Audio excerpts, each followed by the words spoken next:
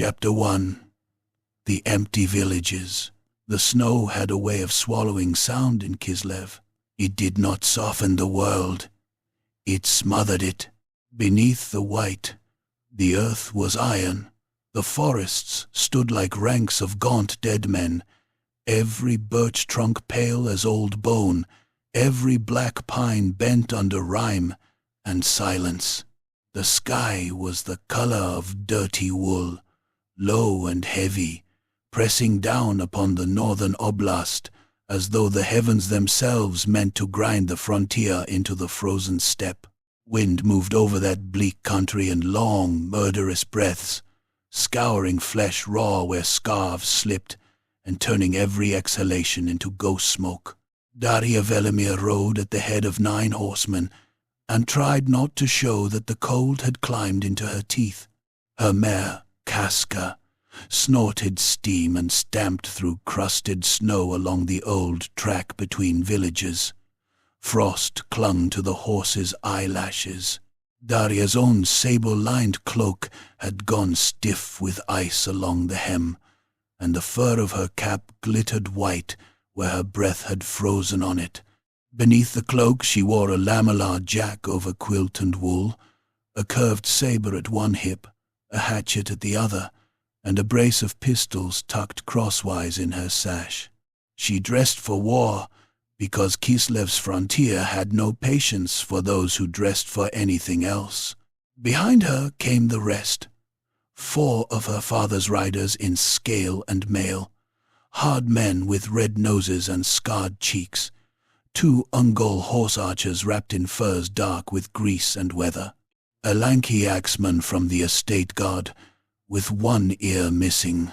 Old Stepan Morosko slouched in the saddle as if he had grown there, grey beard rimed with frost, eyes narrowed to slits against the wind. And Father Orel, broad as a door, his heavy priest's robes hidden beneath a wolfskin cloak, a mace hanging from his saddle like an iron promise. No one spoke much. Speech steamed away too quickly. Ahead, on a low rise, a line of sharpened stakes clawed up from the snow. Darya reined in.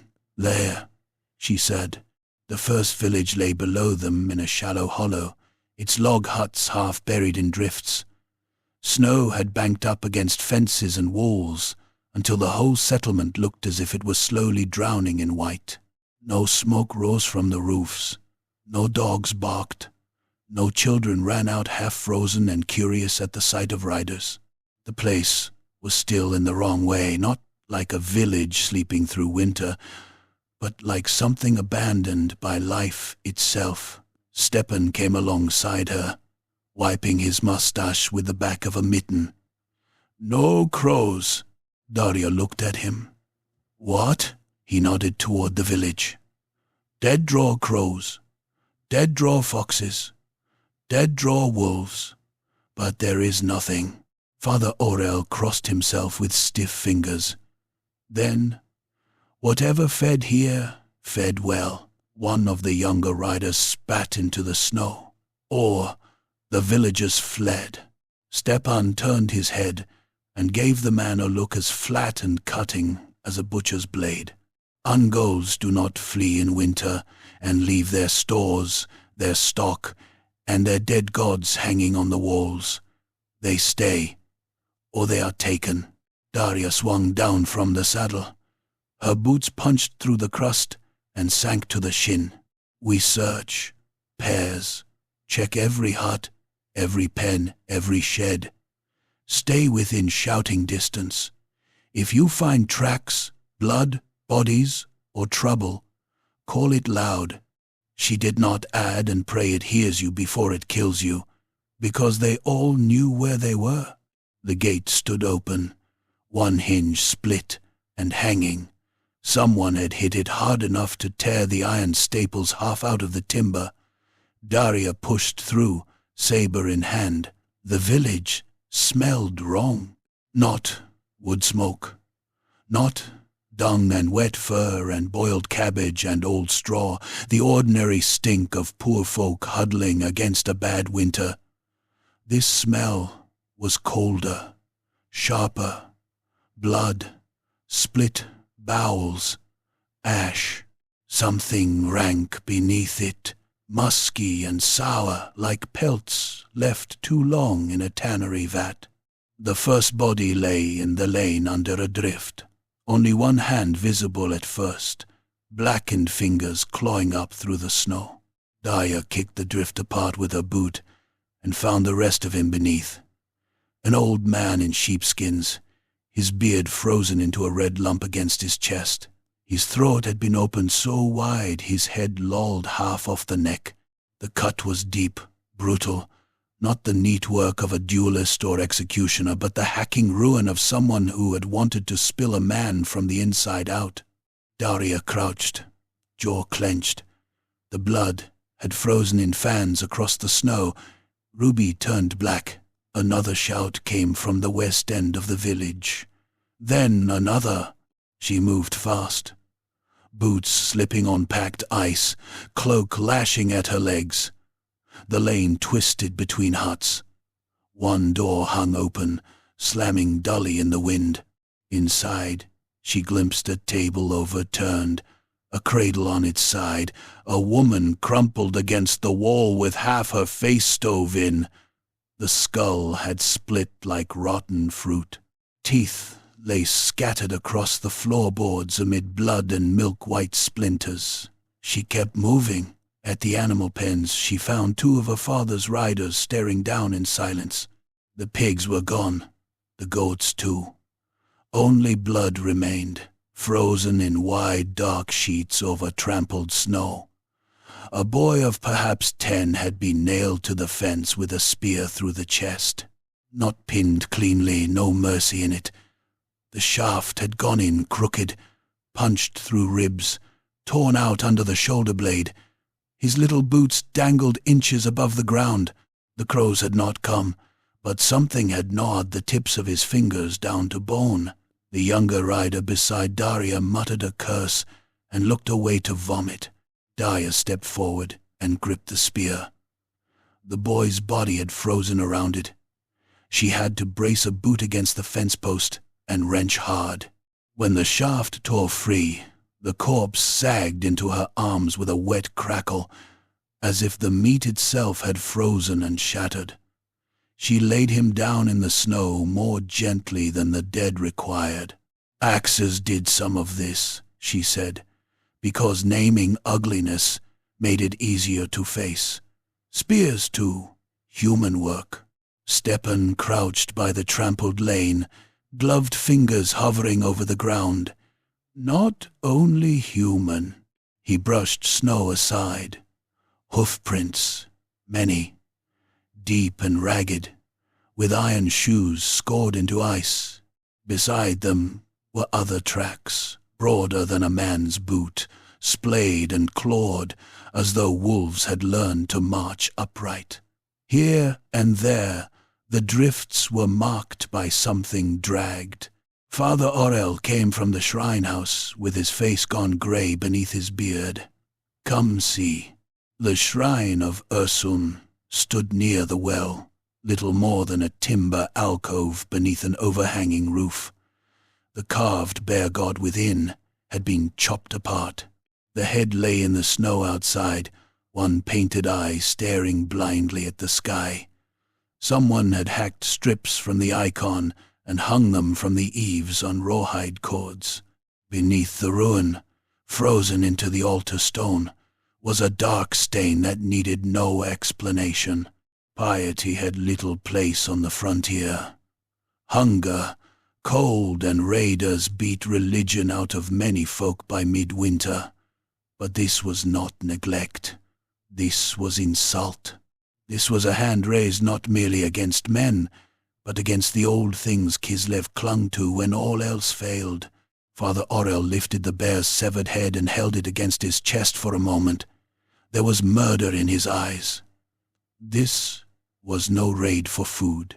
No, Daria said. It was a message. They searched the rest of the village. They found the miller in his own flour shed, his legs hacked off at the knees, the stumps bundled in filthy rags as if someone had found amusement in keeping him alive a while before opening his belly. They found 2 women behind the well, both stripped of boots and coats, lashed together with horsehair cord and left to freeze. One had bitten through her own tongue. In the headman's hut they found the old headman seated upright in his chair, with his hands nailed flat to the armrests, and a splintered antler driven through his mouth and into the back of the chair. The wall behind him was painted with a device in blood, a crude wheel of spikes surrounding an eye. Daria stared at it until she felt her skin crawl beneath wool and mail. Chaos. No frontier child needed a priest to tell them the shape of that blasphemy. The North vomited such signs often enough. The old enemy, the Eternal One, clawed gods and horned powers beyond the world's rim, forever scratching at Kislev's door with blood-caked nails. Yet something about the scene gnawed at her. Raiders from the North killed for plunder, for sport, for the praise of their foul patrons. They came roaring down in winter gales, butchered what they found, and rode on laughing. This had weight, order, deliberate spite. They had taken livestock and food stores cleanly, broken what mattered, killed in ways meant to seed terror behind them. It was method, not frenzy. As if answering the thought, Stepan called from the far edge of the village. He stood by the north lane, where the snow had drifted thinner under the shelter of a leaning stockade. There, the hoofprints were clearer. Daria knelt beside him. "There," he said. At first she saw only churned snow, black earth exposed where many feet had stamped it to slush before the night's freeze.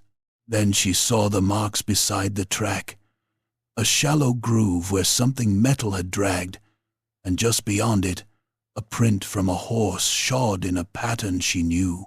Not the simple iron crescent the steppe folk favored.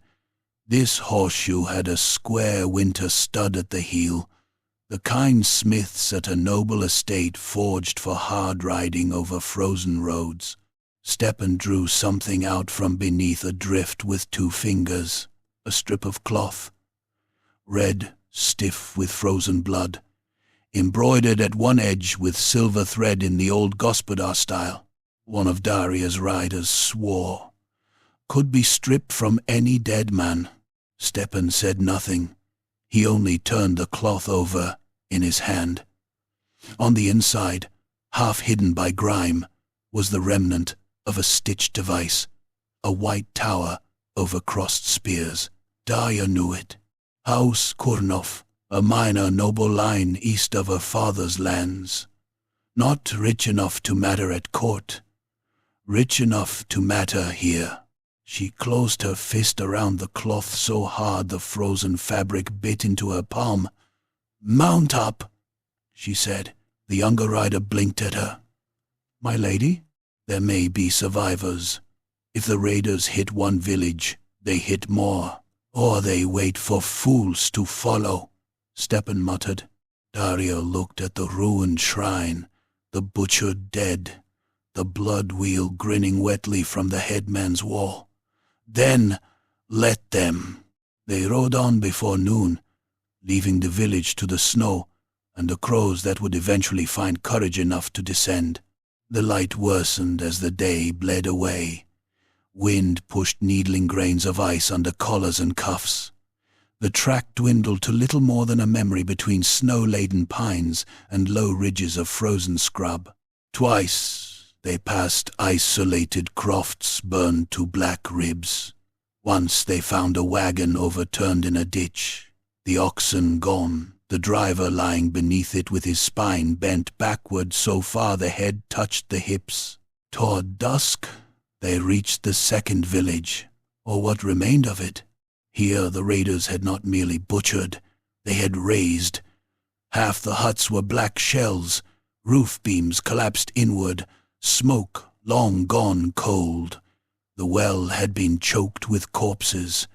Daria saw pale limbs protruding between the logs and felt something inside her turn to iron. Then Stepan raised a hand. Quiet. A sound had come from somewhere near the corpse cart by the burned granary. Not the wind. Smaller. Desperate. Daria approached slowly, saber low. The cart was tipped onto one wheel, piled with stiffened bodies beneath a crust of snow.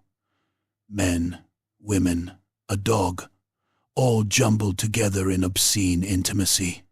She heard it again, a tiny scraping breath. She thrust her blade into the mass of frozen limbs and levered them aside.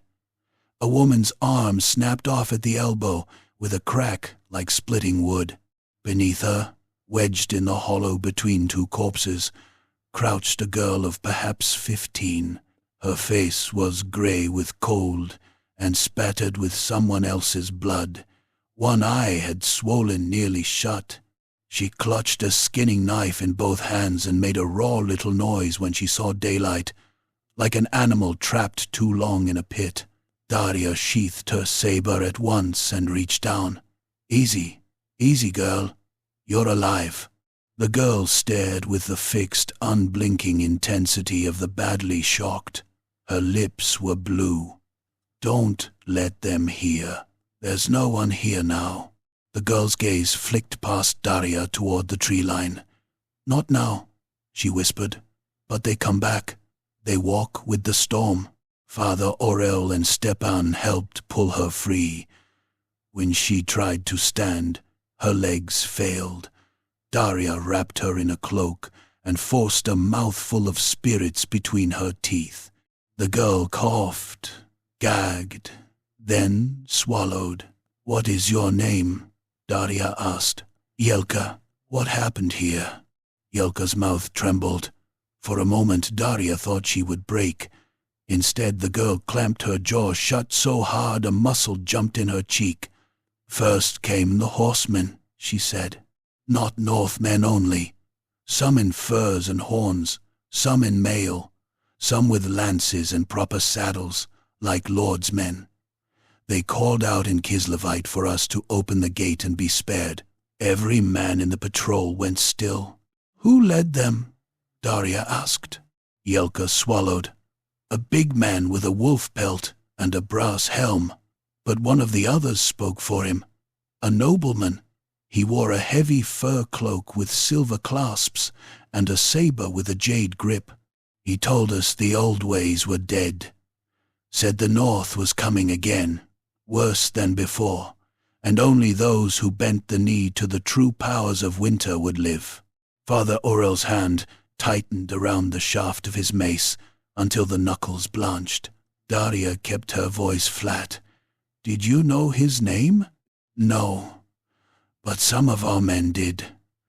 They looked like they knew him. That was the worst part." Yelka's breath hitched. "He spoke like us, like a Kislevite lord at tax time, calm as summer.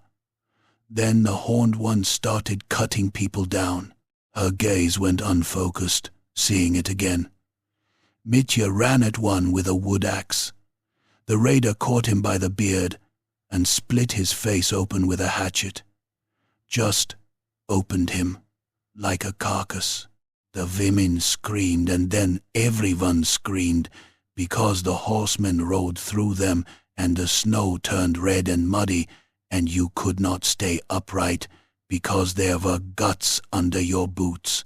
She gagged. Daria caught her before she folded. "Enough," Daria said quietly. Yelka clutched at her sleeve with claw-cold fingers. "They took some alive, the strong ones, and grain, and children." Her voice dropped to a whisper so thin it was nearly the wind. "They had a banner with a white tower." Daria said nothing. She could feel every eye in the patrol on her. The snow thickened into a true storm by nightfall. They made camp in the lee of the burned granary wall, horses tethered close, a stingy fire guttering inside a ring of shields. No one wanted the flames high. Light carried in the dark, and the dark out here was full of things that watched. Yelka slept wrapped in cloaks beside Father Orel, feverish and muttering. Stepan crouched on his heels near the edge of camp, bow across his knees, staring into the black woods beyond the village. The old scout had not taken his eyes off the tree line for an hour. Daria cleaned her saber with a rag already black and stiff from old oil. She could still see the blood wheel on the headman's wall, could still hear Yelka's whisper, "They walk with the storm." One of the riders broke the silence. "If Kernov's involved, if it truly is his men, we should ride south and warn your father. This is bigger than a patrol." "By the time we reach him," Father Orel said, "how many more villages vanish?" The rider's jaw hardened. "Better that than losing our heads chasing ghosts in the snow." Stepan spoke without turning. "Not ghosts." They all looked at him. The old scout slowly raised one hand and pointed beyond the firelight. At first Daria saw nothing. Then she saw them. Eyes. A ring of them at the edge of the dark, between the burnt huts and the pines. Low to the ground, yellow and wet, catching what little light the fire gave. One pair, then 3, then 10, moving soundlessly through drifting snow. Wolves. Big owns. Not the lean grey scavengers that followed armies and winter caravans, but the monstrous northern kind, shoulder high to a horse's chest, fur matted in icy clots, heads broad as anvils. One stepped forward enough for the fire to lick across it. Its muzzle was red, fresh red. The horses went mad at once, snorting and stamping, whites of their eyes showing. A tether rope snapped. Men surged to their feet, grabbing spears, bows, sabers. Daria rose with them, pistol in one hand, saber in the other. Then, beyond the wolves, on the ridge above the village, a shape moved through the veil of snow, tall, broad. Not a man, not truly. Something horned, something wrapped in furs and iron, carrying a long hafted blade over one shoulder. It stood against the storm and watched the camp as still as an idol. The wolves did not look at the fire. They looked at it. Stepan's voice came out low and brittle with old fear. "There," he said. "Now you have your answer." The horned figure lifted one arm. The wolves began to advance. Chapter 2. Blood in the Birch Forest. The wolves came in low and fast, grey blurs sliding between the black ribs of burnt huts and the white hiss of falling snow. Daria fired first. The pistol kicked in her hand like a living thing and belched orange fire into the dark. For an instant, the world leapt into furious clarity. A broad lupine skull, eyes like wet brass, froth iced along its muzzle, fangs slick with old blood. Then the ball struck, bone shattered. The beast's face burst apart in a steaming red ruin, and it cartwheeled into the snow, yelping with a hideous, almost human shriek. 3 more bounded over it. "Hold the line," Daria shouted. The camp exploded into violence. Horses screamed and reared at the tethers. Men cursed. One of the estate riders drove a spear into the chest of a wolf that came at him like a hurled log. The beast's weight slammed him backward onto his spine and kept coming, even with the spearhead sunk to the socket.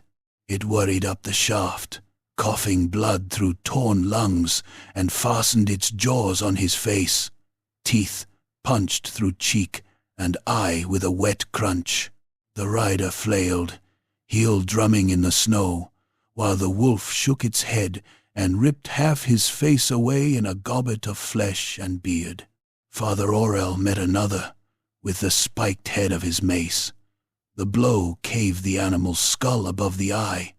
It dropped as if the strings had been cut, legs folding under it.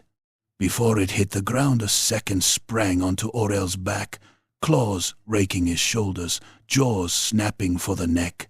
The priest bellowed, not in fear, but in fury, and threw himself backward into the granary wall. There was a crack of timber and ribs together. The wolf yelped.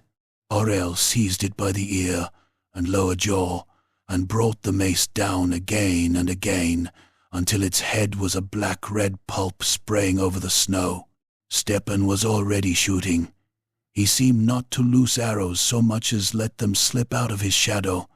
One vanished into a wolf's open mouth and punched through the back of its neck in a burst of blood. Another took a beast in the shoulder and spun it off course just before it reached Yelka, who was scrambling awake in a blind panic beneath the cloaks. Daria slashed at a shape in the dark. Her saber bit fur, muscle, bone. Hot blood sheeted across her glove. The wolf reeled, snarling, one foreleg half severed, and she stepped into it with the kind of clean, ugly economy frontier blood taught early. Her point went through one eye. She felt the resistance of the socket, then the softer give as steel sank into the brain. The animal convulsed around the blade, claws gouging at her boot, and she had to wrench twice to pull free. Something shouted from the ridge, not words. A horse, carrying bark of command. The horned figure lifted that long-hafted weapon again, and the remaining wolves broke away as suddenly as they had come, vanishing into the snow between the ruined huts. One dragged a length of gut behind it like a crimson rope. Another bounded off with the dead man's face still clamped in its jaws. A rider loosed a shot after them and missed. The ball screamed away into the white and was swallowed whole. "Stop!" Daria barked. "Save powder."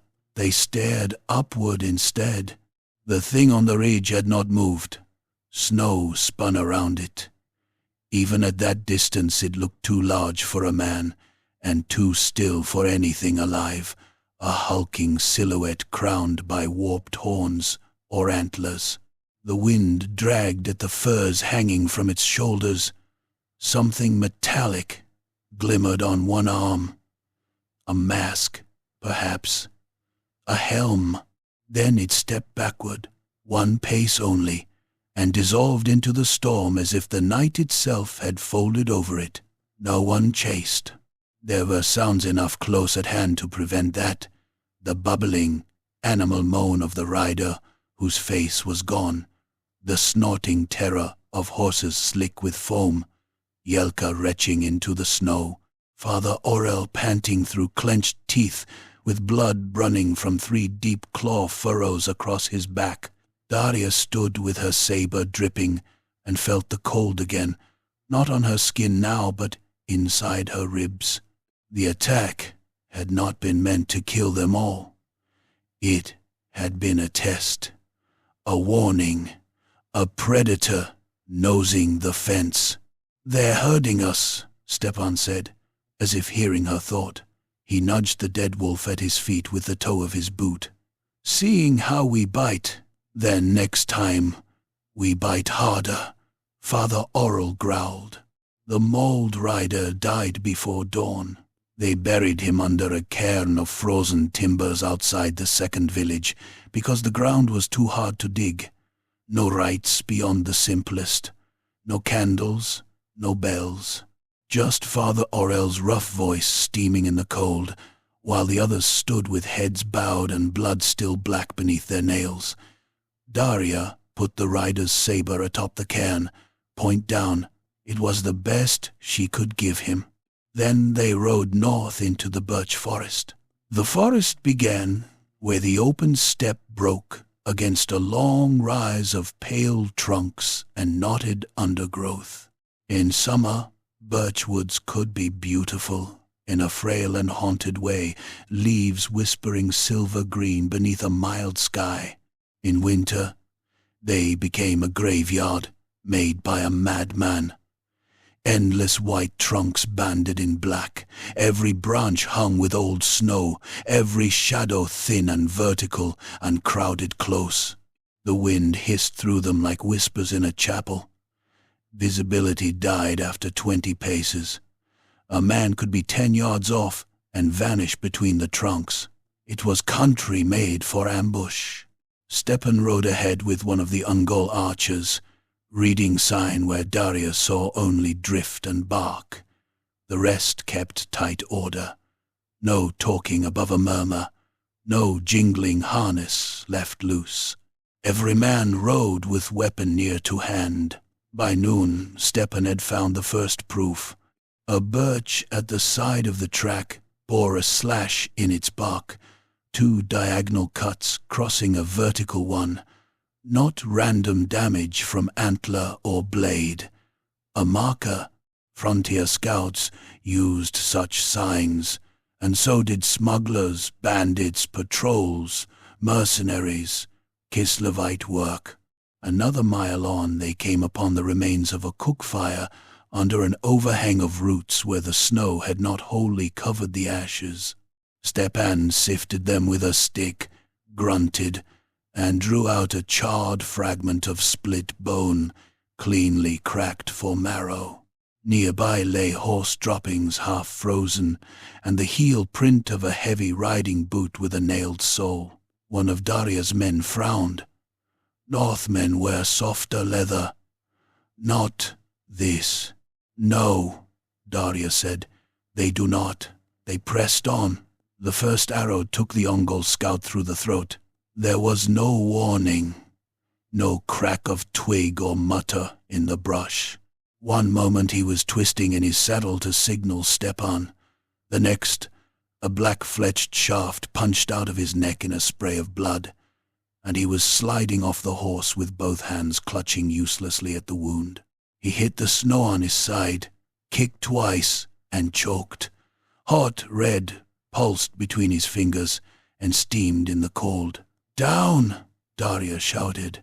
Arrows hissed from the trees. The horses bunched and screamed. One of the estate riders jerked backward as a shaft buried itself in his armpit where mail joined leather. Another arrow slapped into a horse's flank.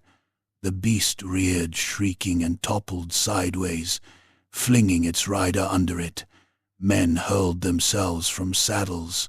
Daria rolled behind a birch as splinters leapt from the trunk at head height. "Where?" Father Orel roared. "Everywhere!" Stepan snapped, and it fell true. The forest spat death from too many angles. Here a flicker of movement. There the creak of snow under a boot. Then nothing. Daria drew her second pistol, risked one glance, and saw a fur-clad shape ghosting between the birches on her right. She fired. The smoke smashed into her face. The shot vanished into the white, followed by a curse and the sound of someone stumbling. Stepan was already loosing into that sound. A scream answered. Brief, cut, short. "Left!" shouted one of the riders. 3 shapes burst from the brush on the left flank. Men in pelts and mail, shields lacquered in filth, axes up. Marauders, but not the ragged howling kind Daria had seen in old raid trails. These moved with discipline, silent except for their boots crunching the snow. One wore a conical Kislevite helm over a face tattooed with dark runes. Another had a nobleman's riding cloak draped over his shoulders atop a shirt of ring mail. The rider trapped under his dead horse never got up. An axe split his skull through the brow, burying the blade to the eye socket. A second marauder wrenched it free with a wet pop and lunged toward Father Aurel. The priest met him with his mace. Iron crashed on shield rim, then on teeth. The marauder's mouth came apart in bloody shards. Aurel drove into him shoulder first, knocking him down into the snow, and caved his face with the next blow so completely that what remained looked like red porridge in a fur hood. Daria rose from cover and charged the third attacker. He was bigger than she was by a head, and all of it muscle wrapped in old scars and matted fur. His axe came down like a butcher's cleaver. Daria caught the haft on her saber and felt the shock all the way to the shoulder. It nearly tore the weapon from her hand. He grinned through a beard stiff with old blood and backhanded her with the shield. The rim caught her across the cheekbone. Pain flashed white. She staggered, half blind. He came on with murder plain in him. She dropped low instead of back. The next axe stroke went over her in a blur. Daria rammed her hatchet upward under his beard. The spike punched into the soft meat beneath the jaw and drove through into the mouth. His grin vanished in a red explosion. He made a thick, shocked, gargling noise and clawed at her arm while blood fountained down his chest. She ripped the hatchet free sideways. Half his throat came with it. He fell onto his knees, hands pressed to a wound no hand could hold closed, and bled out into the snow in heavy arterial jets. Then the attackers were gone. Not dead. Gone.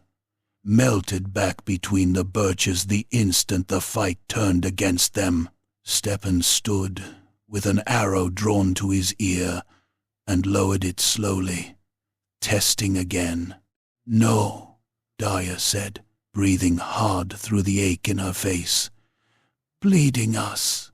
They had lost 2 men now, the Ongol scout and the rider crushed beneath his horse. Another rode with his arm bound in a sling of blood-soaked cloth. Daria forced herself to look at the corpses before they left them beneath the birches. Men had to see the price, or they began lying to themselves about the worth of caution. By late afternoon, the false trails began. A line of hoofprints breaking west where the brush was thickest. Stepan dismounted, studied them, and spat. "Deliberate! Too neat!" Another trail lured them toward a hollow full of snow-laden deadfall. Stepan halted them just in time. Beneath the fresh powder, sharpened stakes waited in a trench. Had they ridden into it at speed, horses would have been gutted from the belly up and men flung onto splintered wood. "Someone in there knows our ways," one of the riders muttered, staring at the trap. Daria said nothing. She was thinking of estate forges, proper saddles, winter-studded horseshoes, Kislevite helm patterns, birch markers, organized skirmishing, not raiders from the far north alone. Something fouler. Familiarity turned rotten. Near dusk, they found the way station. It sat in a shallow clearing. A stout log hall and attached stable meant for merchants, patrols, and taxmen moving between the scattered holdings of the oblast. Smoke no longer rose from its chimney. One shutter hung loose. The yard fence was broken inward. The smell reached them before the sight did. Blood and ordure and old fear, thick as broth. Stepan circled wide and came back shaking his head. "No lookouts. Either abandoned or they want us inside." Daria dismounted. "Then we do not oblige them. Aurel, with me. Stepan, take the back. 2 men to the stable. If anything moves, kill it." The snow in the yard had been churned to grey slush and frozen hard again. Here and there, something dark showed through. Daria knew what it was before she stepped close enough to see the fingers protruding. The hall door stood ajar. She pushed it open with her boot. Inside, the way station had become a slaughter yard. Bodies hung from the rafters on harness straps and hook chains, swaying slightly in the draft that leaked through the chinks in the wall. Some had been flayed in strips, others open from throat to groin, so that the guts hung down like lengths of steaming sausage turned cold. The plank floor was black with blood. In one corner, 3 severed heads had been stacked neatly on a table beside a half-empty keg. The air buzzed with fat blue flies, sluggish from the cold. Even Father Aurel stopped dead. "Bear preserve us," he said. Not all the sounds in the room were dead ones. From the stable end came a dry moaning and the scrape of something against timber.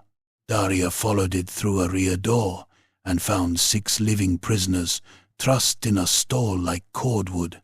2 old men, a woman with one hand broken backwards at the wrist, a boy no older than 13, and 2 broad-shouldered peasants with iron collars around their necks. One of those 2 had lost an ear. The other's chest was striped with whip-cuts gone septic around the edges. Their eyes turned toward her with the slow disbelief of those who had expected no rescue from this world. "Cut us loose," the woman whispered. The peasants had to be carried outside. Their legs would not take them. The boy clung to Father Aurel and sobbed soundlessly. In the stable loft, Stepan found sacks of grain, salted meat, lamp oil, and bundles of arrows ready for transport north. Not plunder stuffed in haste. Supplies sorted and accounted for. On one sack was a wax seal, half broken but still visible. A white tower over crossed spears. Kurno. The name moved through the patrol like a draft through rotten boards. Quiet. Dangerous. The woman with the broken wrist drank, coughed, and gave them what little she knew. Riders had come 3 nights past, some Northmen, some men of the oblast. A lord's herald in a fur-lined cloak had spoken in the yard, telling the captives that Boyar Kurnov offered safety to any who swore themselves to the new powers that ruled storm and battle. The North would come again, he had said. Prague had bled before. The frontier had always been meat between teeth. Kislev's distant lords would squabble, pray, and leave the villages to burn. But Kurnov had found stronger patrons. Some believed him, the old man croaked. Not because they loved it, because they were afraid. That landed heavier than any scream. Of course, some believed him. Terror hollowed men out and made room for any god that promised wars, grain, revenge. Chaos never came first, as horns and sacrilege. It came as a bargain whispered over winter graves. Night found them holed up in the way station, with the shutters barred and the dead dragged into the yard. The rescued villagers huddled by the hearth under blankets that still smelled of their captors. Outside, the forest creaked and sighed. Every now and then something moved beyond the walls, just far enough that the horses in the stable shifted and rolled their eyes. The argument began low and rose hard. "We have proof enough," said Mikol, the eldest surviving estate rider, his wounded arm tied to his chest. "Kurnov's men, his stores, his seal. We turn south now and take this to Boyar Velimir. And leave them?" Father Aurel jerked his chin toward the rescued villagers. "Leave the rest. The rest may already be dead. Then we find out." Mikol's face tightened. "My lady, with respect, this is no longer a patrol matter. This is treachery between nobles and chaos besides. If Kurnov truly marches with warbands, we need guns, druzina, banners, not 8 half-frozen souls and a priest with a cracked back. Father Aurel half rose. Cracked?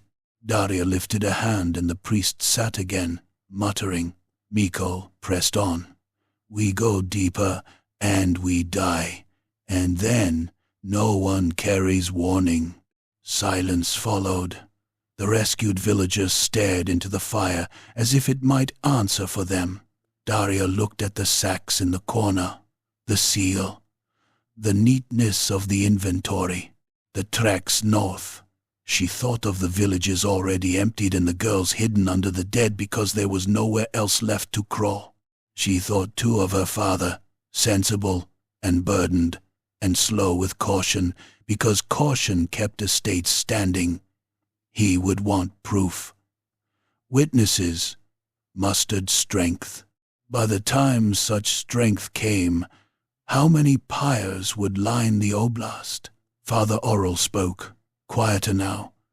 Corruption grows in the space men leave it. Every league we yield, it fills.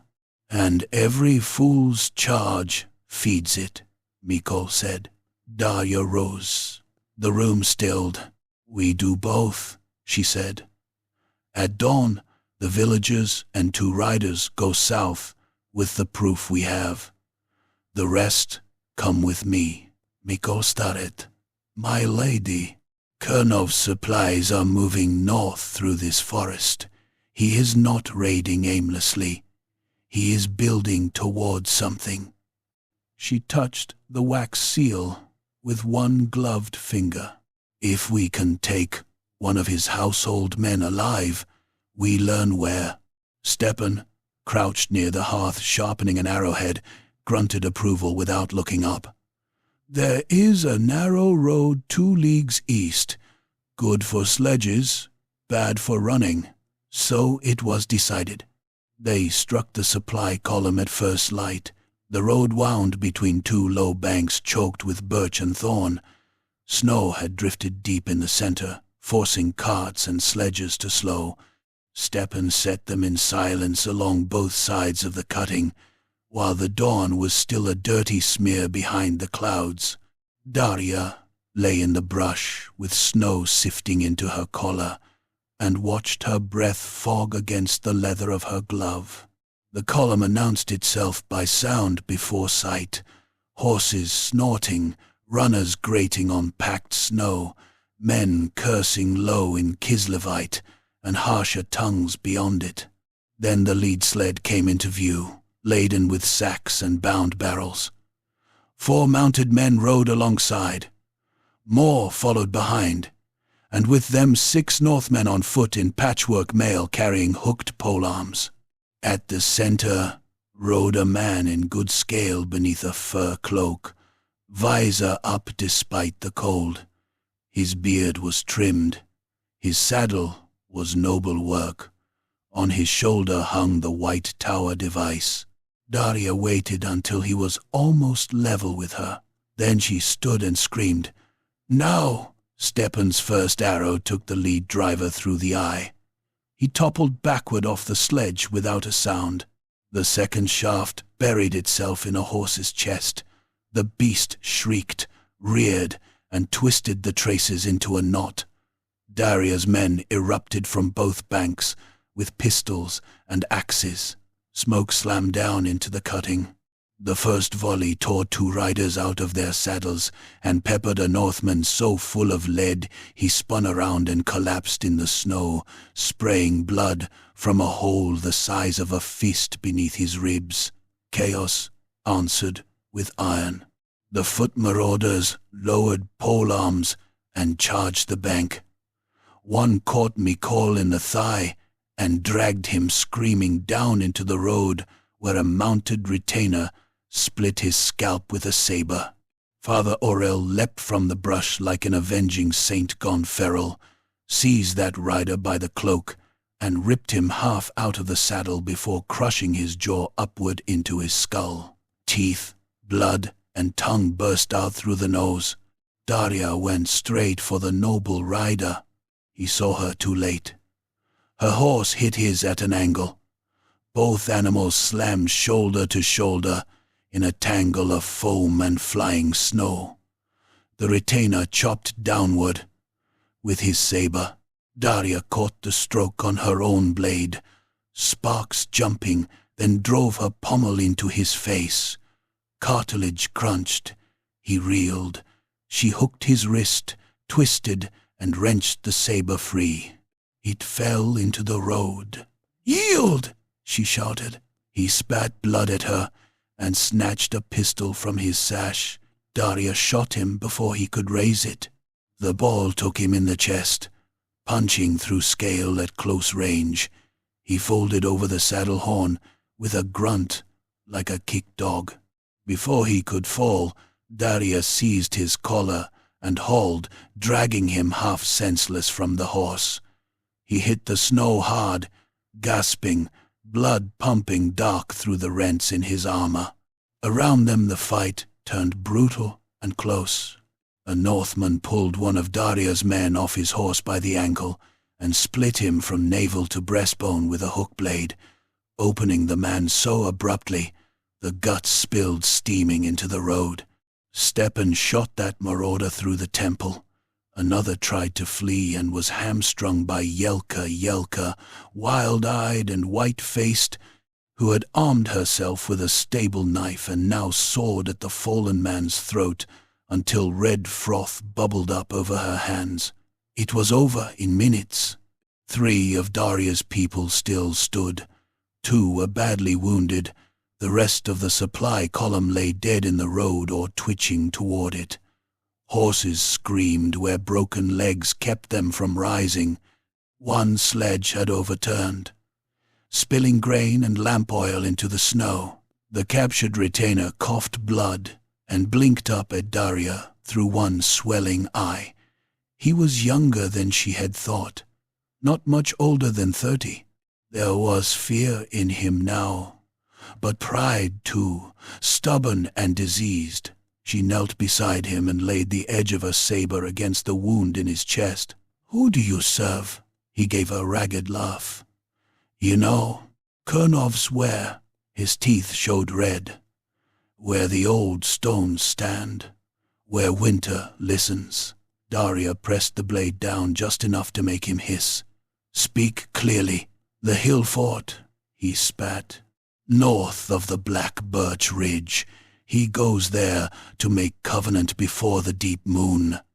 Then no raider, no tax lord, no prince in a warm palace will ever break these lands again." Father Aurel loomed at Daria's shoulder, face spattered crimson. "Blaspheming fool." The retainer turned his head with effort. "Fool, when the north comes, priest, your bear god won't save you. Your candles won't save you. Boyar Kernov is the only man with the will to do what must be done." Stepan crouched on the other side, expression carved from old wood. "And the warband he marches with, they save too?" "They are our means." The retainer's lips peeled back. "Better to wear the wolf skin than die as sheep." Daria stared at him. For a heartbeat she saw not a monster, but a Kislevite, who had stepped so far into dread that he could no longer see the abyss under his own feet. Then the heartbeat passed. She stood. Snow blew through the cutting, hissing over the dead. "Bind him, if he lives," she said. "If he dies, search him." Father Aurel watched her with blood bright on his beard. And then Daria looked north, where the birches thickened into white secrecy, and somewhere beyond them old stones waited under a darker sky. "Then," she said, "we go to the hill fort before Kernov gives this whole cursed oblast to the dark gods." Chapter 3. The Wolf Prince of the Oblast. They found Boyar Kernov's manor at dusk, crouched on a rise of black earth and old snow like some frost-bitten beast that had curled itself up to die. The place had been built for war first and comfort second, as all sensible frontier holdings were. A stout palisade ringed the hill. Beyond it stood the manor house itself, long and timbered, with steep roofs burdened by snow and stone foundations sunk deep against the winter heave. 2 squat watchtowers guarded the gate, a stable block, and storehouses huddled beneath the outer wall. In gentler weather, it might have looked stern and homely in the Kislevite fashion, a noble's hall set hard against a cruel land. Now it looked wrong. There was no banner flying over the gate, no sentries called from the towers. No smoke rose from the chimneys except one sluggish thread from the rear of the house, too thin for a proper kitchen fire, too mean for any place still full of living servants. Daria reined in below the slope and studied the place through a screen of wind-driven snow. Her horse was lathered despite the cold. So were the others. They had ridden hard from the birch road with too few men left to waste on caution, yet caution was all that kept meat on bones in the north. Mikol had died before noon, blood loss and fever carrying him off in the saddle despite the cloth knotted hard around his thigh. They had propped him against a pine and taken his saber. The captured retainer had not lasted much longer. He had bled black into the snow with Kernov's name on his lips and some half-finished prayer to dark powers foaming pink at the corners of his mouth. That left Daria with Stepan, Father Orel, one wounded rider too stubborn to turn south, and Yelka, who refused to leave despite every order and insult thrown at her. A miserable little band to pry open a traitor noble's keep. Stepan wiped his nose on the back of his mitten and squinted at the gate. Too quiet. Father Orel's mace rested across his saddle like a bar of iron judgment. A place can be quiet because it is empty, or because it is listening, Stepan said. Daria looked at the shutters, the walls, the gatehouse slots dark as empty eyes. Nothing moved. That troubled her more than seeing armed men upon the battlements would have. A defended manor was honest. This had the feel of a trap set with too much confidence. Round the west side, she said. We don't go through the gate unless forced. They circled the rise, keeping beneath the line of scrub where the hill's shoulder dipped. The west palisade had been scorched black in places, as if torches had once been put to it and stamped out before catching. Near the stable wall, Stepan found a postern half open, its latch broken from within. The snow around it was trampled and then blown thin, but under the drift Daria saw old drag marks and frozen blood. She dismounted and pressed the door wider with her saber point. The smell that came out was old fire, wet fur, spoiled meat, and something sweeter and more terrible beneath. Corruption ripening in winter, cold air. They slipped inside one by one. The yard beyond was a corpse of ordinary life. A cart lay on its side with one wheel spinning lazily in the wind. A horse's carcass had frozen upright against the stable wall where it had died, tangled in its own harness. Lips pulled back over long yellow teeth. 3 servants hung from the eaves by their wrists, stripped to the waist. Their skin had gone blue-white in the cold, but someone had opened each belly with a practiced hand, and the loops of gut below them were black with frost. Crows had been at their eyes. Yelka made a small choking noise and covered her mouth. Father Orel stared at the dead with a face like split granite. This is what their promised protection looks like. Daria motioned them on. The manor house doors stood open. No firelight spilled from within, only a dim and diseased glow from somewhere deeper in the hall. She stepped over the threshold into Kernov's house and felt at once that she had entered a place no longer belonging to men. The great hall had been desecrated from beam to flagstone. Animal hides hung over the carved icons and family shields that had once decorated the walls.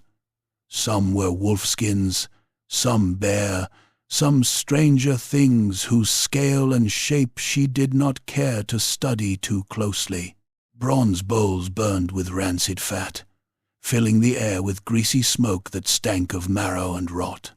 Antlers had been nailed above the high seat in a crown around Kurnov's banner, and from each tine dangled strips of something leather pale and human thin.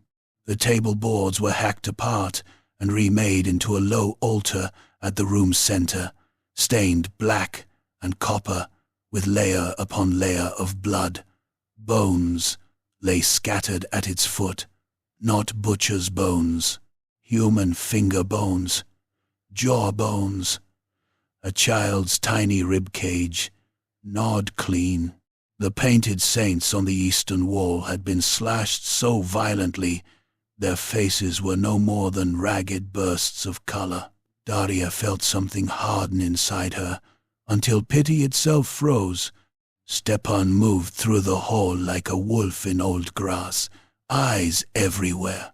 No fresh fire, no warm food. They stripped it and moved. Not all of it, Father Aurel muttered. He had stopped at the altar. A body lay half behind it in the dark, small enough at first glance to be a child. It was not. It was a woman, folded oddly around herself, naked to the waist, with her back laid open from shoulder to hip. Whoever had done it had peeled the skin down in 2 flaps and carved runes into the meat beneath. Her head was missing. Yelka turned away and was sick on the rushes. Daria forced herself to keep moving. If she stood and looked too long at every obscenity in that hall, she would drown in rage before reaching the men who had made it. The private rooms beyond told their own story. Kurnov's family chapel had been smashed apart, the icon of Daj split down the middle with an axe, and the little silver offering box ripped open. The nursery stood abandoned, one carved rocking horse lying on its side beneath a film of ash. Frost filmed the inside of the windows. A child's blanket still lay on the bed, tucked with domestic neatness that made the emptiness worse. In the solar they found the papers. A writing desk had been overturned in haste, but not all its contents had been taken. Ledgers, letters, maps, weighted with a brass candlestick, wax drippings hardened in pale tears.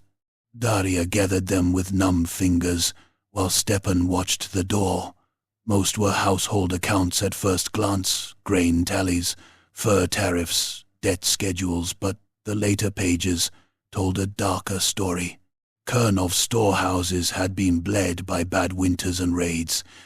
Payments due from neighboring lords remained unmet. Requests for powder, men, and horses had been sent south and ignored or delayed. One letter from a richer Boyar politely praised Kurnov's steadfastness while declining aid because his own harvest had failed. Then the tone changed. Daria found a packet tied in black cord, each sheet bearing Kurnov's seal. The first was addressed to no one by title, only to the emissary beyond the Linsk crossings. The contents made her stomach turn. He wrote of the northern passes, the weakly held roads, the villages most ready to bend from fear. He wrote of sacrifice as if it were taxation, of faith as if it were horseflesh to be traded. He wrote, most of all, of necessity. Kislev survives only by hardness, one line read. If the old gods demand we die honorably in the snow while the north devours us, then the old gods are fit only for firewood. Another letter described a meeting with Vagan Redhand, favored of the powers of storm and war. Another negotiated terms, grain for protection, captives for blades, blood for alliance. There were pages of calculations on how many mouths could be fed if this village were emptied, how many retainers armed if that one were culled and its livestock taken. Numbers beside names. Cold arithmetic laid over human lives. Father Aurel read over her shoulder, breath roughening. He counts souls like sacks of oats. He counts them like a man already convinced they're his to spend, Daria said. At the bottom of one page, Kernov had written a line in a firmer hand than the rest. Dug so hard into the paper, the quill had nearly torn through. I will not see my lands burn for another prince's piety. For a moment, against all wisdom, Daria glimpsed the man before the rot had swallowed him.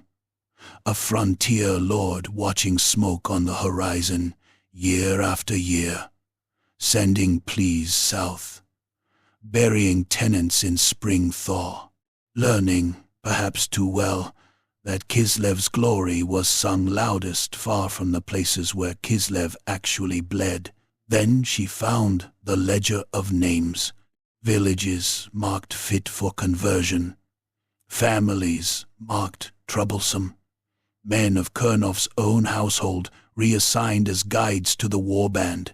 Beside one Ungol settlement, already erased by a hard stroke of ink, was written, "Example made, fear sufficient." Any shred of understanding died there. "Take all of it," Daria said. They had just begun stuffing letters and maps into a leather satchel when they heard it. Horns from outside, low and ugly. Not a noble hunting call, but a brazen animal roar that shook frost from the lintels. Stepan's face became a blade. Back, they ran to the nearest window slit. Riders were coming through the gate. First came Kernov's men in scale and fur, 15 at least, maybe more, cloaks crusted with ice, spears upright. Behind them loped Northmen on foot, broad-shouldered and helmed in iron plates and boiled leather, shields scarred from long use. And among them, towering over the rest as if the world had made him from old oak and murder, rode Vargan Redhand. He was no daemon, no beast-man giant out of a winter tale, but a man so swollen with brutality that he wore inhumanity like a second skin. His mail shirt strained over a chest thick as a door. His fur cloak was sewn from wolves with the heads left on, the dead muzzles hanging across his shoulders. One gauntleted hand ended in plates dyed dark enough to look rust-red even through the snow. A brass-faced helm with a slit visor rode high upon his brow. Across his back rested a two-handed axe whose edge looked chewed from too much bone. Beside him rode Boyar Mikhail Kurnov. He wore no horns, no obvious sigils beyond a heavy cloak lined in white fox and a splendid saber at his hip. His beard had been trimmed, though badly now, and silver clasps still fastened his collar. That almost made him worse. He looked like what he was, a Kislevite nobleman, a man who had likely sat in halls much like Daria's father's, eaten from silver, judged disputes, ridden among his tenants at festival time. Only his eyes betrayed the ruin inside. They had a bright fever to them, an inward burning conviction that cared for nothing outside itself. His gaze swept the yard and fixed on the hanging servants, as one might glance at weather damage. Then it shifted toward the manor doors. "Inside," Daria hissed. Too late. One of the returning retainers had seen movement at the slit. He shouted. Men began dismounting even before Kernov barked the order. Vargan threw back his head and laughed, a huge, coarse sound that rolled through the yard. "Rats in the grain house, Boyar." Kurnov's voice carried sharp and cold. "Take them alive if you can. The girl Velemir especially." Daria felt her own name in that command, without it being spoken. "Through the kitchens," she snapped. Now they bolted from the solar as boots thundered into the great hall below. The manor erupted around them. Doors slammed open. Men shouted. Steel rang. Daria led the way down a servant's passage that smelled of stale tallow and damp plaster, papers clutched under one arm, saber in the other. They nearly collided with two house guards at the passage bend. Kernov's men, breathless from the rush. The first thrust a spear. Daria knocked it aside, stepped inside the line, and cut him from ear to collarbone. The blade bit through wool, flesh, and half into the shoulder joint. Blood sheeted over the wall. He dropped, with a noise like someone emptying a bucket. The second guard swung a cudgel at Yelka. Father Aurel intercepted, taking the blow on his forearm, then buried the mace head in the man's sternum. There was a muffled crack, like a log breaking. The guard flew backward into a shelf of crockery, spitting blood and white fragments of shattered teeth, and did not move again. They burst into the kitchens. Heat still lingered there from banked coals, but the room had been gutted of anything wholesome. Hooks dangled over the butchering table. Knives lay out in a roll of cured hide. A skinned carcass hung in the far corner, too small and narrow-hipped to be a pig. Daria did not let herself look twice. A crash came from the hall behind them as more men entered the passage. "Door," Father Aurel said. He seized the heavy chopping block and overturned it in front of the kitchen archway just as the first pursuer lunged through. The man's face met oak edge and burst open in a flattening spray. Aurel smashed the second with his mace, then planted himself in the gap like a wall of meat and wrath. "Go," he bellowed. "I'll hold them." Daria hesitated, one heartbeat too long. "Move, girl," he roared, and there was such force in it that even Stepan obeyed without argument. They ran through the scullery and into the rear corridor beyond.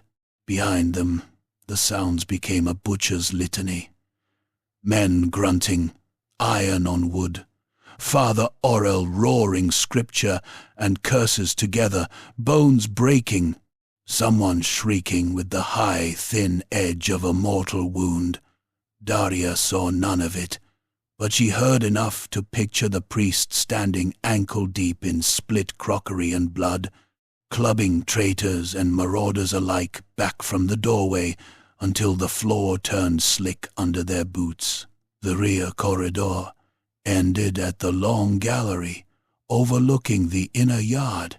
Kernov waited there. He had moved fast, perhaps knowing his own house better than they. Two retainers flanked him. Beyond the windows, snow whirled through the failing light. The gallery's wall hangings had been slashed down, leaving only bare planks and old nail-heads. Kernov's saber was drawn. Its jade grip gleamed in the dimness. When he saw Daria, he did not sneer or rage. He looked almost weary. "You should have ridden south when you found the first bodies," he said. Daria lifted her blade. "You should have put steel in your own throat before selling Kislev to filth." One of the retainers charged. Stepan shot him from behind Daria's shoulder. The arrow went in under the chin and out through the back of the skull, spraying red across the window latch. The man dropped so hard his teeth clicked together audibly on the floorboards. The second retainer came at Yelka. She ducked his grab and drove her stable knife into his thigh. He howled and backhanded her into the wall so hard the plaster cracked. Daria went for him in a blur of cold fury. Her saber opened his wrist to the bone. As his sword fell, she reversed the cut and took him across the mouth. Lips, cheek, and half the nose came away. He clapped both hands to the ruin and made a wet bubbling sound as he collapsed. Then it was just Kernov. He saluted her, almost formal.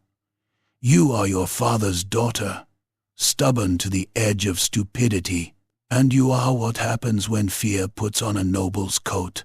He came in fast.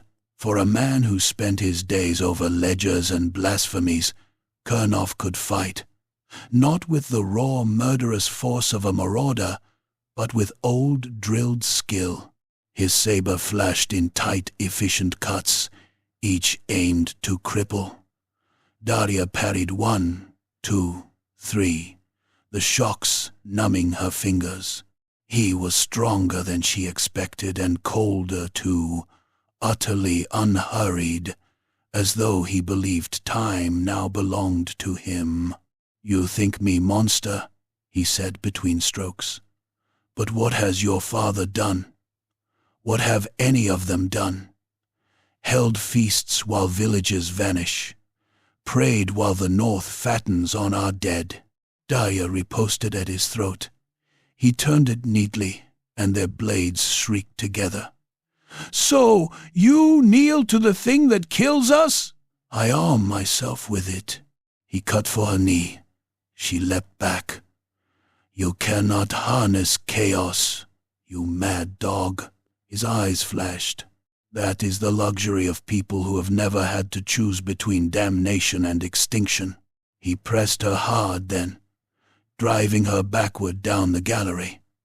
His saber carved a bright arc and bit through her sleeve, slicing flesh across her upper arm. Heat flooded under the cold. Daya hissed and answered with a thrust that scored along his ribs, drawing first blood. He grunted, more offended than hurt. Behind him, from the kitchens, Father Orel's roaring had become hoarser. Then came Vargan. The warlord strode into the gallery at the far door, ducking the lintel. Blood painted one side of his axe to the haft. He looked at the duel, then at Kernov, and laughed again. "You waste time talking, little lord," Kernov snapped without taking his eyes from Daria. "This is my house." Vargan's tone turned mocking.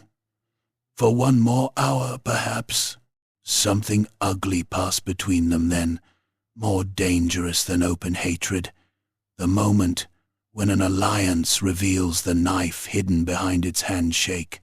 Daria saw it and knew the bond between noble and war chief had begun to crack. So did Stepan. The old scout slammed open the gallery shutters with one kick. Wind and snow exploded inward. Candles guttered out. The room plunged into half-darkness and chaos. Yelka hurled a brass lamp at the floor. It smashed, oil spreading across the boards. Stepan's next arrow took the flame from a wall sconce and drove it down into the spill. Fire raced between Kernov and Vargan in a dirty orange sheet. Everyone moved at once. Daria lunged through the smoke and slashed Kernov across the forearm. His saber nearly dropped. He sprang back, cursing. Vargan bellowed as flame caught the hem of a wolf pelt, and one of his own men blundered into him. The warlord split that man's spine with a casual backhand, barely glancing to see who he killed. "Out!" Stepan shouted. They hurled themselves through the open shutters into the inner yard below. The fall knocked the breath from Daria and drove pain up both legs, but she rolled, clutching the satchel of letters to her chest.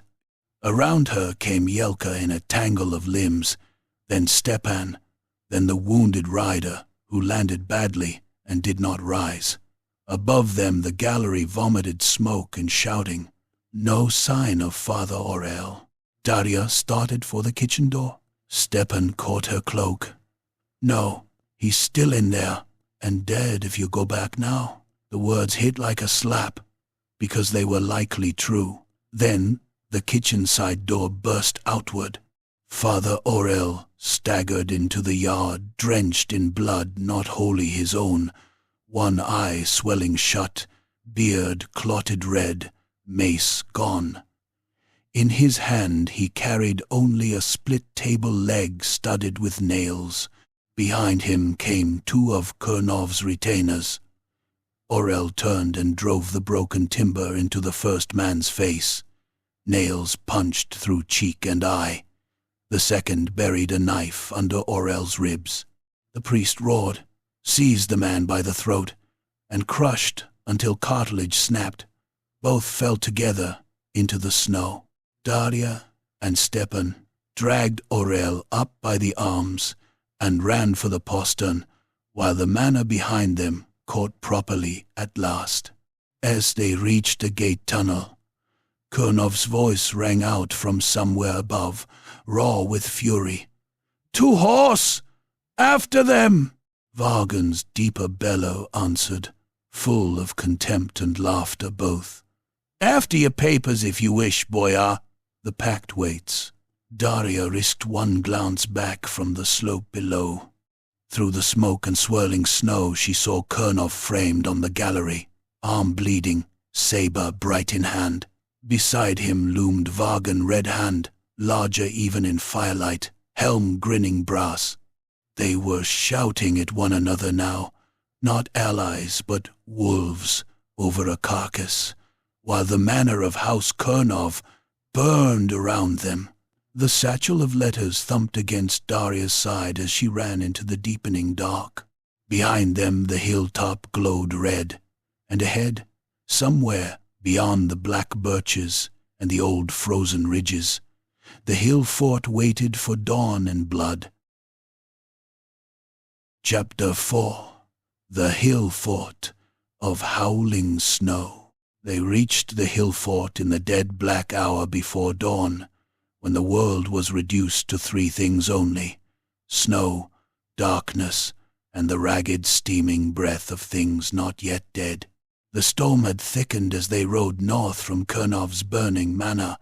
It came down in long white curtains that turned horse and rider into pale smudges at 20 paces, and beyond that there was only the void of the oblast, the great frozen emptiness of Kislev's frontier, where whole villages could vanish and leave no memory but bones beneath the thaw. Father Orel swayed in the saddle like a hanged man cut down too late. Blood kept soaking through the wrappings at his side and freezing black along his robes. Stepan rode, with his head bowed and his bow across his lap, conserving every scrap of strength as if it were a fire coal cupped against the wind. Yelka was grey with exhaustion, lips split, eyes rimmed red from cold and smoke and horror, but she had said not one word about turning back. Daria had not asked. The hill fort rose out of the storm all at once.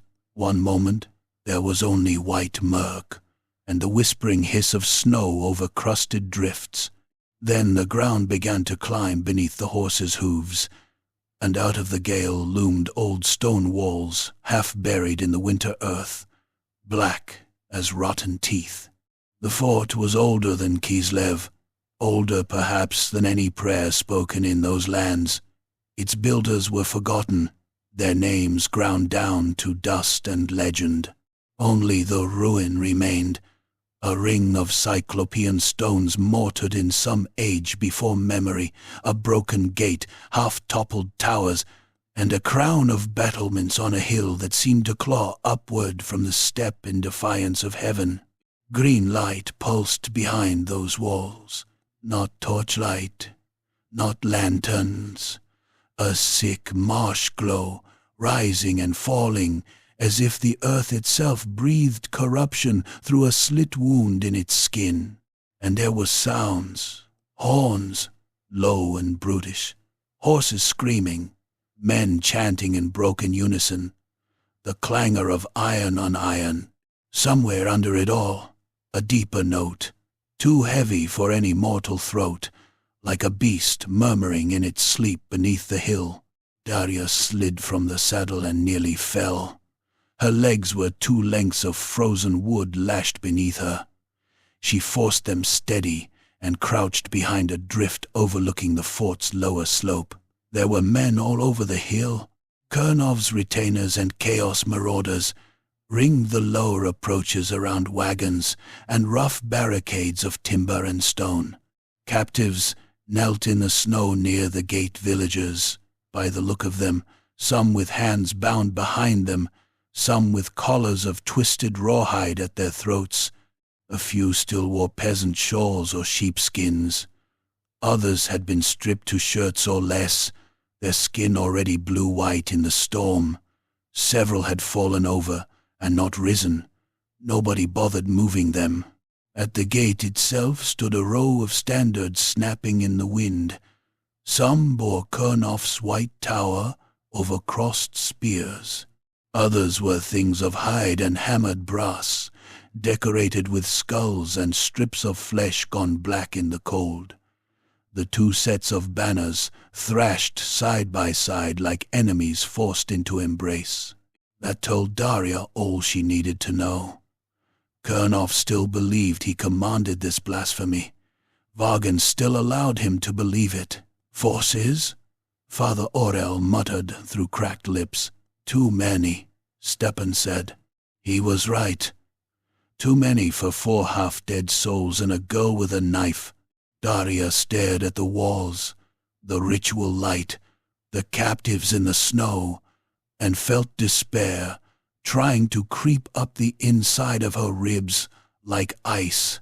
This was the moment, she knew, where weaker hearts turned south, telling themselves they would return with banners and powder and proper numbers.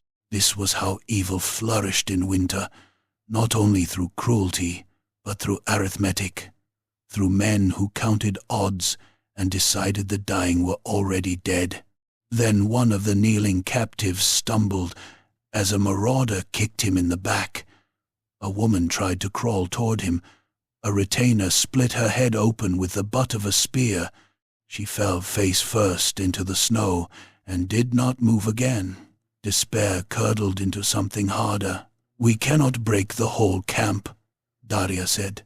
So we break the ritual. Stepan's eyes narrowed toward the green light. Old forts often have drains, sumps, cracks where meltwater runs. Can you find one? The old scout gave the ghost of a smile. If the gods hate us less than usual. Father Aurel coughed, swallowed blood, then nodded toward the captives. If we strike the lower pens first, loose those people and arm any who can stand, the enemy turns inward. Confusion buys us breath. It also gets them butchered, Yelka said. Her voice had changed. It no longer belonged to the girl Daria had dragged from beneath corpses. There was iron under it now, ugly and young and sharpened by grief. She pointed toward a low slope beneath the eastern wall, where drift had packed deep against the stone. There, she said. See how the snow sinks. Something underneath. A culvert or old breach? Stepan grunted approval. Good eyes. Daria looked from one face to the next. These were the last souls she had, and perhaps the last she would ever command. There was no grand speech in her, no noble phrase worth spending breath on in that weather. When it starts, she said, kill everything that stands between us and the stones. They left the horses in a hollow with reins looped loose. If the beasts survived, good. If not, the north would eat them. The eastern slope brought them in low beneath the fort wall, crawling the last stretch through waist-deep snow while wind shoved at their backs. The stone here had cracked apart long ago, and the drift had piled into the gap until it formed a white ramp against the wall. At the bottom of it, just as Yelka had guessed, Stepan found a drainage culvert choked with ice and rubble. He set to work with his knife and gloved hands in silence, prying stones free while Daria watched the wall above. Voices came and went overhead, muffled by wind. Once she heard laughter, harsh and drunken. Once a scream cut off so suddenly it might have been pinched between finger and thumb. Father Aurel leaned against the stones, breath shallow. This place is wrong. The old priest's face had gone waxy beneath the blood and beard. Daria could smell fever on him beneath the stink of smoke and frozen wool. "This place is dying," she said. "No." He closed his eyes once. "Worse, it is being born wrong." Stepan grunted and yanked the last stone clear. A black hole gaped beneath the wall, wide enough for a man on elbows and knees. Warmth breathed from it, foul and damp, carrying the smell of runoff, offal, and the deep copper tang of fresh blood. Daria went in first. The culvert was low and half-blocked with old roots and frozen mud. She crawled through a slurry of half-thawed filth, feeling cold water seep through gloves and sleeves. Her saber scraped the stone above her. Once her hand brushed something soft, and she nearly drew back before realizing it was only a dead rat swollen in the dark. The tunnel sloped upward for perhaps 20 feet, then opened into a narrow stone chamber lit by green flicker leaking through a cracked archway ahead. She rose into a crouch. The chamber had once been a cistern room or cellar, but it had become a charnel store. Bodies lay stacked against the walls in ranks like cordwood. Villagers, retainers, even a few marauders whose usefulness had ended before their loyalty did. Some were stripped, some had been opened and emptied, some were little more than rib cages and hide. Blood had frozen in red-black sheets across the floor, and from a gutter in the far wall it ran in a thin, steady trickle downward into the dark beneath the fort. Feeding something, Yelka crawled up beside her and saw the dead. Her face tightened, but she did not make a sound. Father Aurel came next, breathing hard through his teeth. Stepan arrived last and took one look through the archway beyond before pressing himself back against the wall. "Ceremony yard," he whispered. They edged forward and looked. At the heart of the hill fort lay an old circular court open to the sky. Broken columns ringed it. Ancient carvings on the stone had been hacked over by newer blasphemies, spirals, jagged runes, shapes that hurt the eye if stared at too long. At the center of the court yawned a pit that might once have been a sacred well or burial shaft. Now green fire boiled up from it in silent tongues, painting the snow with corpse light. Iron braziers stood around the rim, burning with greasy flame. The captives from below had been dragged up and arranged in a ragged line before the pit, guarded by Kernov's men. Kernov himself stood upon a raised slab of stone near the edge, a cloak whipping in the gale, one arm bandaged from the cut Daria had given him at the manor. His face looked leaner now, almost cadaverous in the green light, but his eyes burned brighter than ever. He held a scroll in both hands, chanting from it in a voice that rose and fell against the wind. Every word seemed to make the fire in the pit pulse wider. At the opposite side of the circle waited Vargan Redhand with his chosen warriors. He leaned on his great axe as if bored, though the stillness in him was not patience.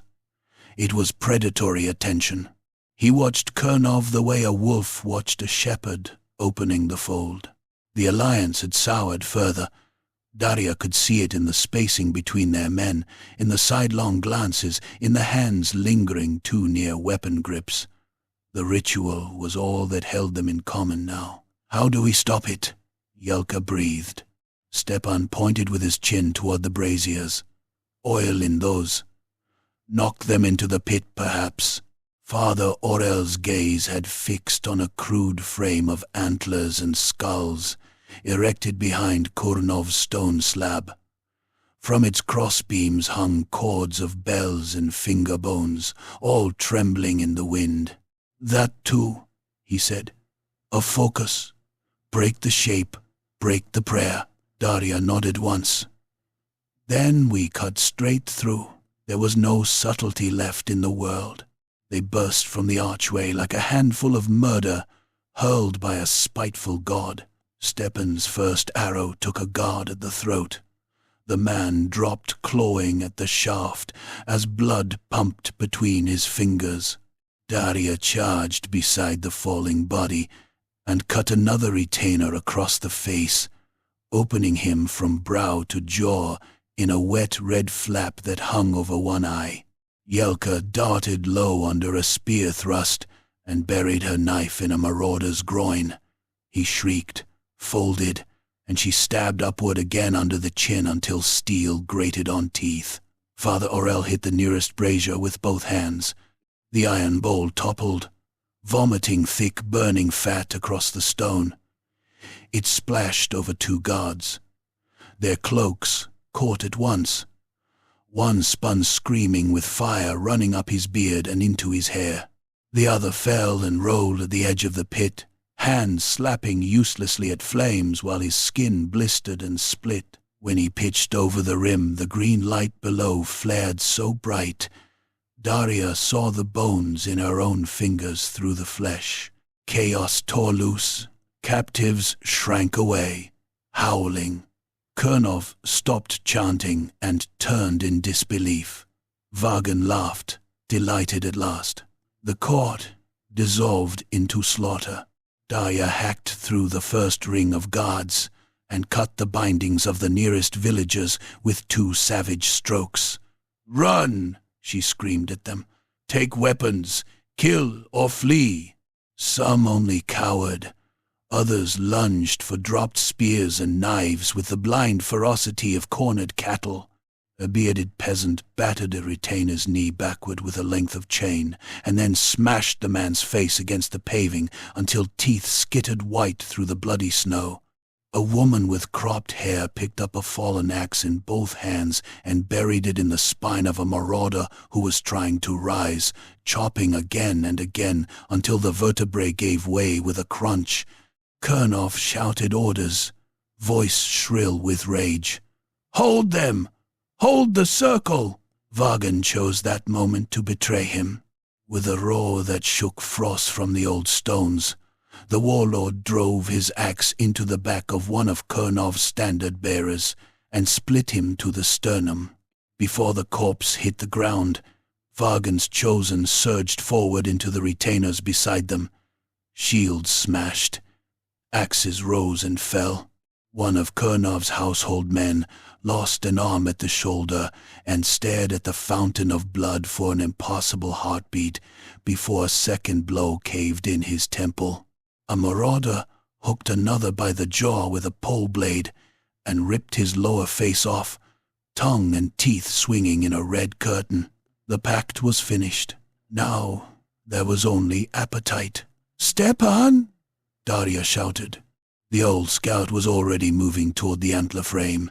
He leapt onto the raised slab behind Kernov's chanting stone, slashed one support cord with his knife, and kicked another free. The whole blasphemous scaffold shuddered. Bells and bones clattered madly. Kernov saw him and screamed something that was half order, half blasphemy. Too late. Father Aurel, bleeding from his side and limp with exhaustion, seized the nearest upright and heaved. Muscles stood out along his neck like rope. With a groan of wood and iron pins, the antler frame toppled forward into the pit.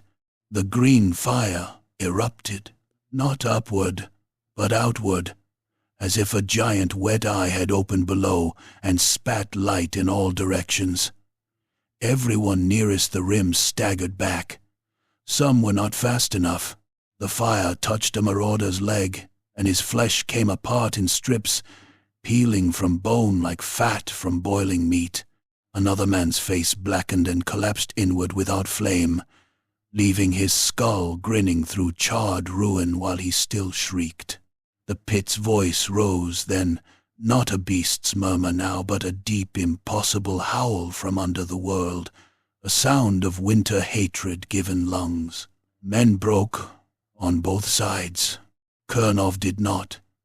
He turned and saw Daria through the confusion, and whatever remnants of lordship, reason, or calculation had remained in him gave way to naked, fanatic fury. "You!" he snarled.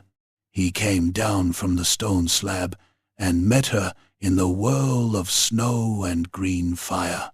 Their blades crashed together hard enough to numb her wrist. Kernov fought like a man flayed open to the nerve, every stroke fueled by conviction and terror welded into one. There was blood at the corner of his mouth, whether from old wounds or bitten tongue she could not tell. His fine cloak was gone. His hair had come loose. He looked less like a nobleman than a prophet dragged from a grave. "You've doomed them!" he shouted, driving at her with a cut that sparked off her guard and bit a thumb's depth into her shoulder guard. "All of them! All of Kislev!" Daria answered with a slash that opened his bandaged forearm anew. "Better doomed clean than saved by this." "Clean?" he laughed, and there was a crack in the sound. "There is no clean. There is survival, and there is carry-on.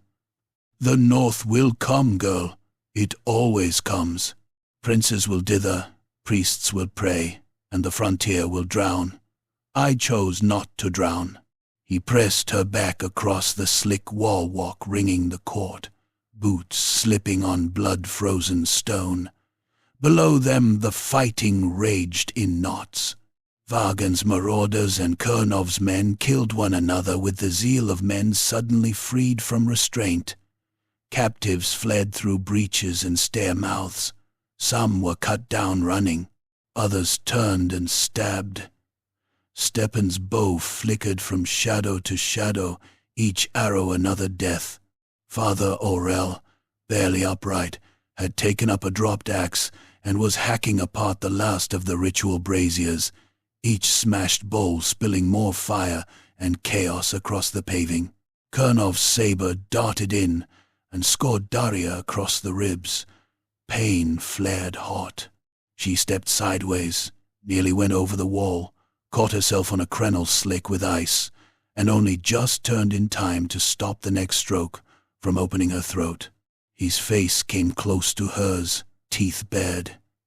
"You think me traitor because you are still young enough to believe courage is enough."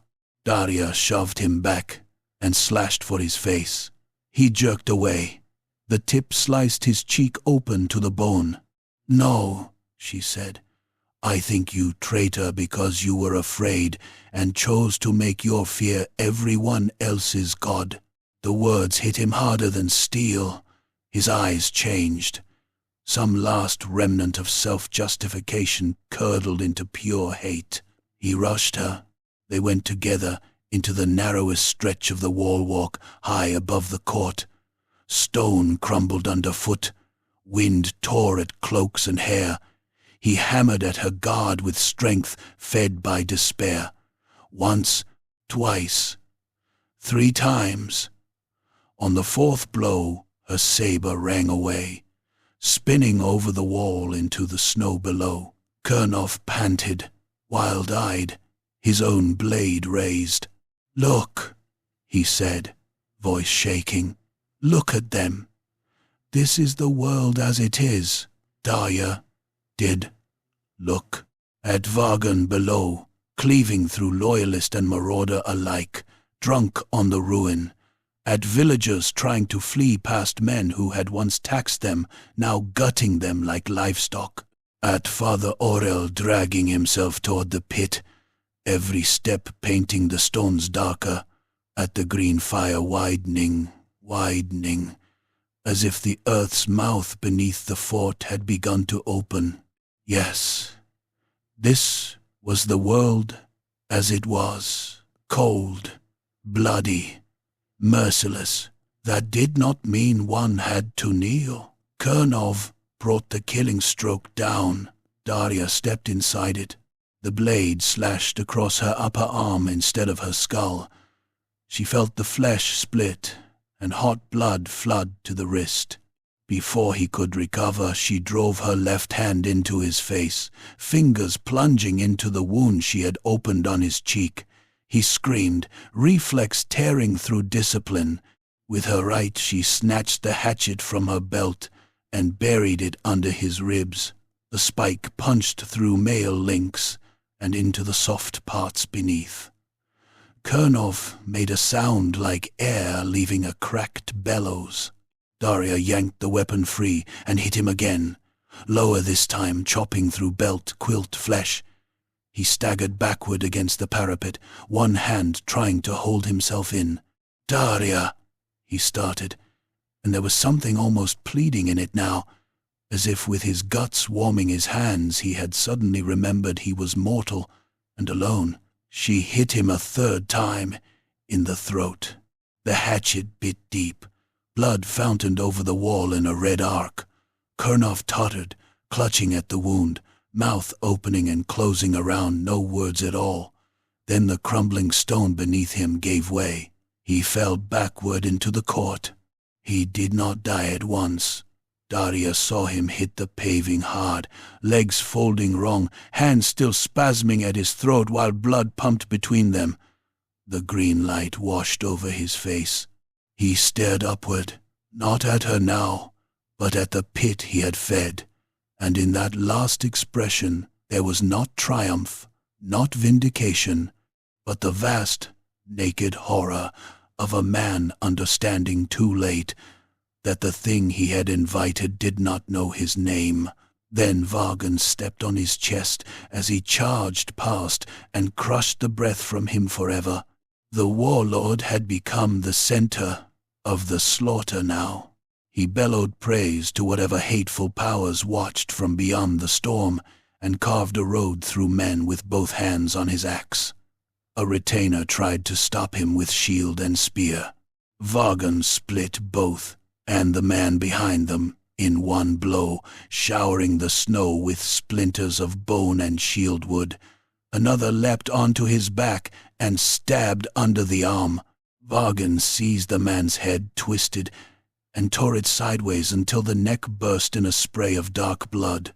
He looked almost beautiful in his monstrosity then, a great engine of war silhouetted in green fire and red ruin, and the pit below him opened wider. Father Aurel reached it first. The priest stood at the rim, swaying, robe soaked, beard crusted black, one hand pressed to the wound under his ribs. In the other he held the silver sunburst torn from Kernov's ruined chapel at the manor. Daria had not even seen him take it. Now he lifted it over the pit and shouted something, not a polished prayer, not liturgy, but a raw frontier curse hurled at darkness by a man too stubborn to let the world end quietly. Then he threw the relic into the fire. Light exploded. This time it was not green alone. Gold flashed through it, fierce and brief as dawn on steel, and for a heartbeat the entire hill fort stood naked in impossible contrast. Blood, snow, ruin, corpses, and at the center Vargan red hand. Suddenly not a warlord, but a man outlined against something infinitely larger than himself. The thing in the pit noticed him. It rose without shape. A pressure, a hunger.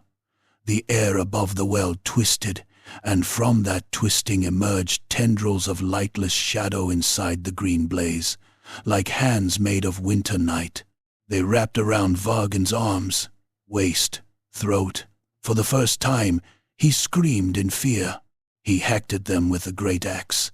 The blade passed through shadow and came away rimed in black frost. More tendrils lashed around him. His armor shrieked as it crushed inward. One arm tore off at the shoulder in a burst of blood so hot it steamed like a kettle. He roared, stumbled, dug his heels into the gore-slick stone and tried to drag himself free with sheer brute force. It did not matter. The thing beneath the hill pulled once, slow and irresistible. Vargan Redhand came apart, not neatly, not mercifully, flesh stripped from bone in ribbons, spine snapping, helm and skull collapsing like fruit under a press.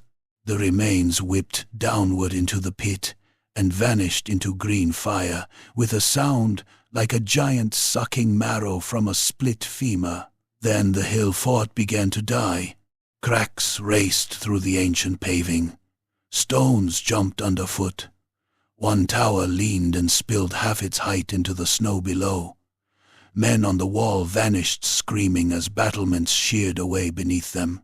The pit belched fire and dark vapor. Every old fracture in the fort opened at once, and from below came the groan of something foundational giving way. "Out!" Daria screamed. "Out!" There was no order left to save, only flight. She half slid, half fell from the wall walk, landed in the churned court, and seized Yelka by the arm. Stepan had Father Aurel over one shoulder, the priest barely conscious, boots dragging through blood and slush. Around them survivors fled in all directions. Villagers, wounded retainers, even marauders who had remembered terror too late. The fort killed them impartially. A shower of stone crushed 3 men at the stair mouth into a single pulped mass. A crack opened beneath another and swallowed him to the chest before snapping closed on bone. Green flame roared up through a split in the paving and turned a woman to black silhouette before she could scream. They found the eastern breach, because the wall there no longer existed. Daria pushed Yelka through first, then turned back just long enough to see the central court collapse inward around the pit. Stone, snow, corpses, fire, all tumbling down together into a widening black throat beneath the hill. For an instant, the green light flared high enough to paint the whole storm emerald.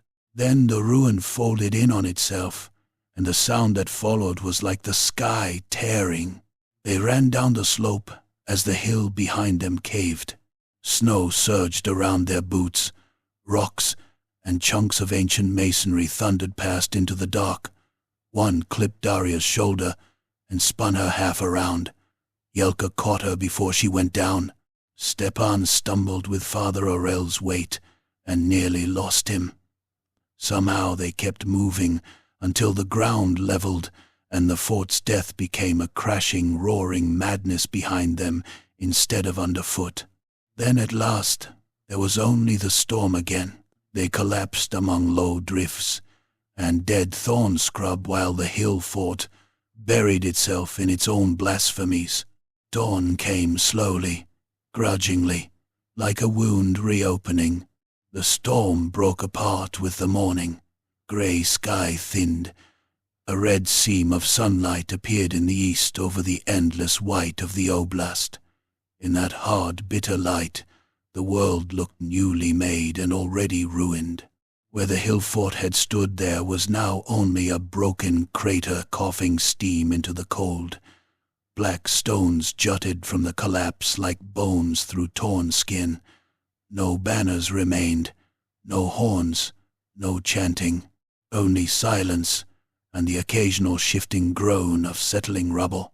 Daria sat in the snow with her saber across her knees, though she did not remember retrieving it. Her arm and shoulder throbbed with every heartbeat. Blood had frozen in plates along her sleeve and bodice. Yelka huddled nearby, wrapped in a torn cloak too large for her, staring at the dawn with the expression of someone who had seen too much death to trust any morning again. Stepan knelt beside Father Aurel, binding the priest's side with strips ripped from dead men's tunics. Aurel still breathed, barely. Below them, on the slope and spilling onto the steppe, a handful of other survivors stumbled away from the ruin. Peasants, a wounded retainer dragging one leg, 2 children holding hands, nobody whole. Kernov was dead. Vagan was gone into whatever hell had fathered him. The ritual had failed, though what exactly had been interrupted and what exactly had answered, Daria did not wish to name. The oblast, still bled. Villages still smoldered in her memory. The north remained where it had always been, beyond the horizon, patient, full of teeth. No victory song existed for such a morning, only endurance. Daria rose at last, joints screaming, and looked south. The sun came up red over the snowfields, staining the white world the color of fresh blood. She set her face toward home and began to walk.